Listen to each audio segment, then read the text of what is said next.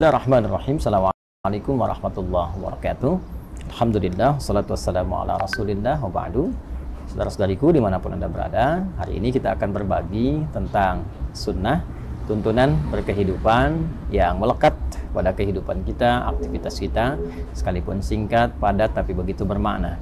Sunnah ini didapati dalam salah satu hadis Nabi SAW yang diriwayatkan oleh sahabat Abu Hurairah radhiyallahu ta'ala anhu. Qala Rasulullah sallallahu alaihi wasallam, al-fitratu khamsun atau khamsatun minal fitrah. Fitrah itu yaitu segala yang melekat pada kehidupan manusia, setidaknya ada 5 yang sangat bermakna. Satu, al-khitan, yaitu berkhitan. Yang kedua, al-istihdad, membersihkan rambut di sekitaran kemaluan. Kemudian yang ketiga, natful ibti, ya, yaitu mencabut atau membersihkan di bulu ketiak. Yang keempat, qasus syarib, yaitu menipiskan kumis.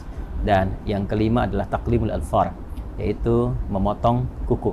Dari 5 hal ini kita akan mengambil satu untuk memberikan praktikal yang singkat dan mudah untuk dipahami, yaitu tentang memotong kuku. Dan melekat ini disebut dengan fitrah karena membersihkan, memotong, merapikan kuku adalah bagian yang menunjukkan tentang kebersihan yang memang menjadi bawaan fitrah manusia, cenderung hidup lebih bersih, lebih rapi, lebih indah, dan lain-lain sebagainya. Dan kuku adalah bagian yang melekat pada kehidupan kita. Karena itu, insan beriman, orang Islam itu mesti tampil dengan bawaan fitrahnya, senang dengan kebersihan, kerapian, termasuk mengatur tentang kebersihan dan kerapian kukunya. Dalam Islam diajarkan kita bagaimana cara memotong kuku yang baik. Para ulama memberikan praktikal atau tutorial singkat kepada kita, dan kita ambil salah satu di antara contoh yang disampaikan oleh para ulama terkait dengan perintah ataupun sunnah memotong kuku ini. Al-Imam An-Nawawi dalam konteks memotong kuku, beliau mengajarkan kepada kita, ya khususnya ya sekarang saat saya mengambil video bersamaan dengan hari Jumat, ya ada sunnah untuk memotong kuku. Maka dari 10 jari ini yang tangan, ya, yang melekat pada tangan ataupun nanti yang ada di kaki, kita memulai dengan yang telunjuk terlebih dahulu. Ini ya, para ulama mengajarkan kita, para ulama memulai dengan telunjuk di sini, ya. Caranya kita mengambil yang telunjuk terlebih dahulu. Yang memotong mungkin punya cara yang tersendiri, dimulai dengan telunjuk, kita rapikan, berkesesuaian sehingga tidak terlalu dalam juga. Ya, bisa kita ambil sedikit misalnya. Ya, bismillahirrahmanirrahim. Kita ucapkan bismillah, ya, untuk bisa menjadikan bagian kegiatan sebagai ibadah, ya. Nah, ini seperti ini teman-teman sekalian. Ya. Ya.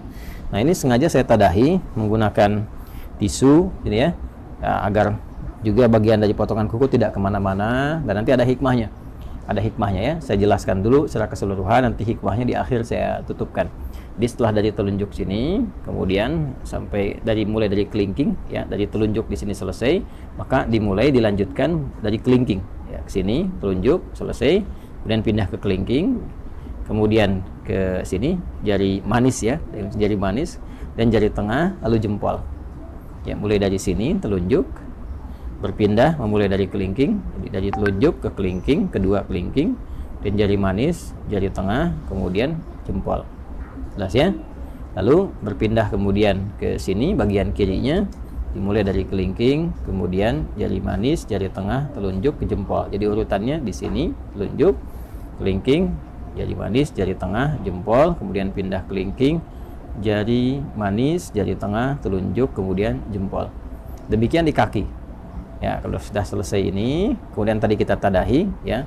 Ini saya contohkan tadi satu yang telunjuk karena di hari Jumat saya sudah mendahulukan memotong keseluruhannya. Jadi saya urutkan saja tadi seperti tadi saya sampaikan. Jadi telunjuknya sudah, kelingking sudah sampai ke jempol, kemudian dari sini kelingking sampai ke jempol, selesai kita tadahi. Ini maksudnya supaya mudah untuk dikumpulkan. Ini tinggal dilipat, ya, seperti ini misalnya, dan dilipat. Nah, ada lagi asar itu jejak yang bisa kita dapati dari contoh-contoh ulama yang bersambung pada sikap-sikap mulia. Ya, biasanya nanti sampai ke sahabat atau sampai juga kepada Nabi Sallallahu Alaihi Wasallam. Nah, dari kalangan sahabat ada yang membiasakan seperti Ibnu Umar, ya, atau hadis-hadis, riwayat-riwayat yang disampaikan oleh Imam Sufyan Ats-Tsauri misalnya, ya, memberikan kesan kepada kita bahwa setelah selesai potong kuku ini akan lebih baik kalau bekasnya bisa dikuburkan. Ya, walaupun bukan kewajiban, tapi dianjurkan untuk dikuburkan seperti rambut ya ataupun kuku dengan dua tujuan. Tujuan yang pertama adalah menghormati di bagian dari tubuh kita yang telah Allah ciptakan sehingga bisa menjaga kemuliaannya. Ini kan bagian dari tubuh kan, jaga kemuliaannya jadi nggak dilempar sembarangan. Walaupun mungkin kita bisa dilipat seperti ini, dibuang ke tempat yang layak gitu kan. Nah, itu sebetulnya tidak ada masalah juga, tapi akan lebih mulia kalau bisa dikuburkan, lebih bagus. Yang pertama takrim, untuk memuliakan pada bagian tubuh yang telah Allah ciptakan. Kemudian yang kedua, yang penting juga menghindari hal-hal yang bisa menghadirkan madarat yang tidak tampak. Ya, madarat itu hal-hal yang membahayakan kepada diri tapi tidak tampak. Seperti kebiasaan-kebiasaan tukang sihir misalnya, ya, atau hal-hal terkait magic yang seringkali menggunakan bagian-bagian dari potongan tubuh, khususnya rambut. Ya, ada juga yang terkait dengan kuku. Ada juga yang menambahkan secara fikih supaya tidak dijadikan sebagai bagian dari potongan-potongan untuk kepentingan-kepentingan lain. Seperti kalau rambut kasusnya jadikan bagian potongan-potongan, ada yang digunakan untuk pakai wig dan sebagainya. Nah, itu supaya tidak digunakan pada yang demikian, akan lebih bagus kalau dikuburkan.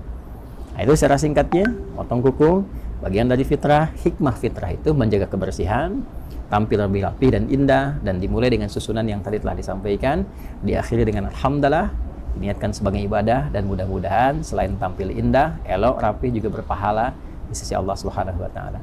Al-Hidayat. Assalamualaikum warahmatullahi wabarakatuh.